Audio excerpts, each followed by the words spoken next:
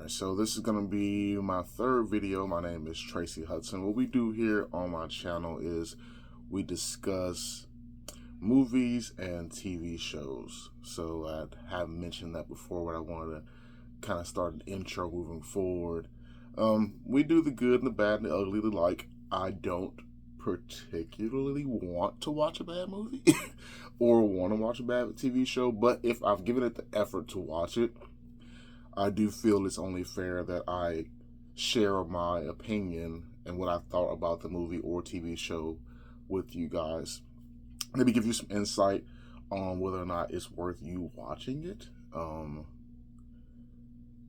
maybe give you a little bit of insight on what I thought the pros and the cons of the show or the movie was.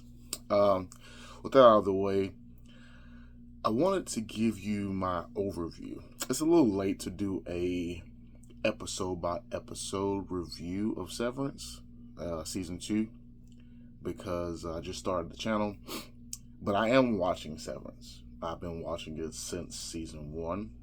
Kind of did a slight binge of season 1. I wasn't really interested in this show to begin with, but most of the media hype and other YouTubers and people that I knew watched the show kind of convinced me to give it a chance. Not regretting giving the show a chance at all. For my opinion about season 2, and I had a similar opinion about season 1, but I didn't have a channel to express it on. This show is, to say the least, a slow burn of slow burns. It really takes its time giving you what's going on with each character, and then what's going on with the overall plot of the show, and then there's a deeper layer to the show that they're taking an even slower time giving you any information about that. What I mean by that is this. I don't mind a slow show. And I had this discussion last night with my wife, and we had a little bit of a debate about it. I don't mind a slow show. But I do want every episode, at least for me, every episode to push the narrative forward. That's one of my tropes. If you watch my previous videos, that's part of my MO. To be a good show or a good movie, your narrative, your plot has to move the story forward. And I found in season 1 and so far in season 2 that although there are weekly episodes, a lot of the times I feel like the episodes they're good episodes, but they don't move the narrative forward. A good example of that is the last episode that just came out. They did a good job fleshing out the issues that would arise if a Audi was pretending to be an innie in Helena. They did a good job showing the discourse between, or the betrayal felt by Mark, because Helena and Helena were able to basically play both sides of the coin. They did a good job showing the hurt that the team would feel if one of the innies were essentially erased. But my question is, and I have this question about a lot of the Severance episodes, is although they fleshed out that, which keep in mind, no one was asking for that. Although they fleshed out that, how did that move the narrative forward? Okay, we saw a guy pushing a cart down a hallway. He picked up some dental tools and then took them down the mysterious hallway where things go to vanish. But that was more of a question than it was a breadcrumb. You know, it wasn't like we learned something. If anything, we learned that they used dental tools behind the door. But that wasn't anything that we were asking. We didn't learn whether or not their Ortbo was a real place or if it was a virtual simulation. We didn't learn any of the big, we didn't get any of the answers for the big, bulbous questions in the show. Like, why are they there? We found out that they are really close, Mark is really close to solving the, what's it called, Cold Harbor exercise. But we don't, outside of knowing that it's called or named Cold Harbor, we don't know what that is. We still don't know why they need to be severed in the first place. Think about it. If no one who works in the severed floor even knows what they're doing on the severed floor, then why do they need to be severed in the first place?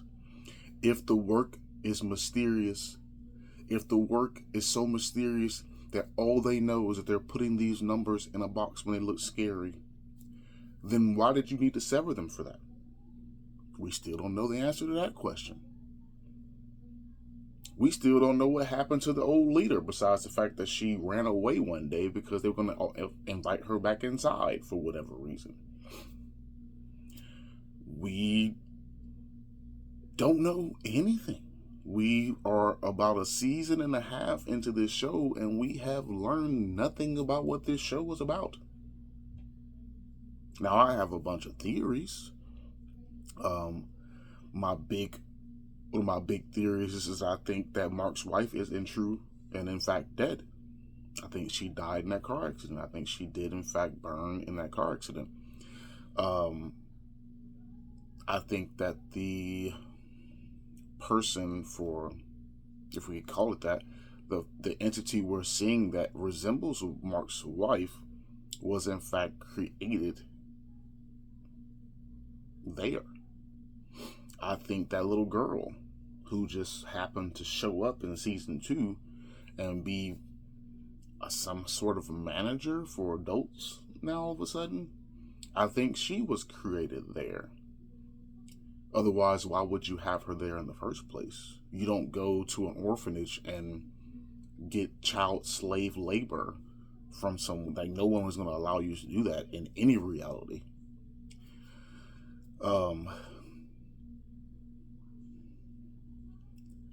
I think the show is, with all that being said, it is a good show. It's a show that you should definitely give an opportunity. You should definitely give it a view.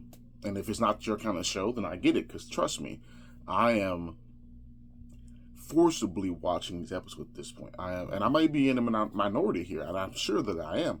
I know my wife in particular loves this show. She watches it the moment it drops on Apple TV. I reluctantly watch it because I feel like they're dragging this out way too long. In most shows, and I know that every show wants to be unique in its own way. Every show wants to have their own thing you remember them for. And I can guarantee you I'll remember Severance for how long it took to get to the point. 1000%. My fear for this show is that we're going to go through 2 or 3 seasons. And this is my big theory. And like I said, I could be totally off the mark here. But my big theory, and I've guessed this back in season 1, is that they're going to try to, in some shape, form, or fashion, recreate Egan. I think this is what all this is about. That's why he's a de facto deity in the series. Everything he's ever written down is essentially biblic. All his teachings are preached and written, and everything he's ever experienced in life is photographed and painted and splattered on the walls. His childhood home was rebuilt and has its own floor. I think that their end game is, and they kind of alluded to, if you watch the intro to season 2, Mark sitting on this bed, and there's a baby with an adult head of Kier crawling across the floor. That's why I think what they're trying to do, the Cold Harbor portion of this, is, I think, the soul portion of it. They're trying to figure out how to get not just something that looks like Kier back, but get Kier back. My fear is that if they do what I think they're going to do, and they're going to keep giving us these episodes that kind of have something to do with the main story, but really are like isolated stories about the last episode, just pushing the last episode forward ever so slightly. Because that's what they're doing. If you're paying attention, what they're doing is every episode doesn't lead you to a finale. Every episode is building off the last episode, but it doesn't end anywhere. My fear is if they're doing what I think they're doing, they're going to drag this out for about 3 seasons just for us to find out that they ultimately wanted to bring Kier back. And if that's what I've been watching this show for, I'm going to be so disappointed. Because you could have gave me that plot line back in season 1. You could have made season 2 about what happens to society when we are finally able to basically reincarnate a person. You could have made season 3 about what happens when that reincarnated person comes back and now he takes full ownership of everything that has been built since he's been dead.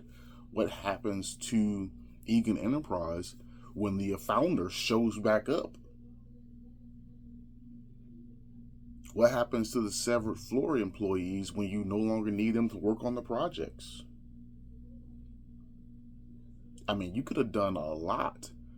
And if your end game was just to bring us to here's Kier Egan, man, I'm gonna tell you, this is gonna be a lot for nothing.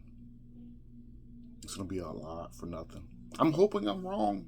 And this is the first time I can honestly admit that I'm watching a show only because I hope that the twist in this show is going to even startle me. Because if it's what I think it is, man, I think they're going to have a lot of people upset that this show drug out as long as it did. I really do. And that could be Ben Stiller, who, not sure if you know this, but he wrote and he produced and he directs some of the episodes of the show. That could be his point, is that he's gonna take you on this long journey of reincarnation. It could be his point, but man, if that's what this is about, I'm gonna be very disappointed in the show. I think my next episode I'm gonna do is gonna be an overview of Spider-Man, the animated series on Disney Plus. So stick around for that one, and until next time, I'll see you.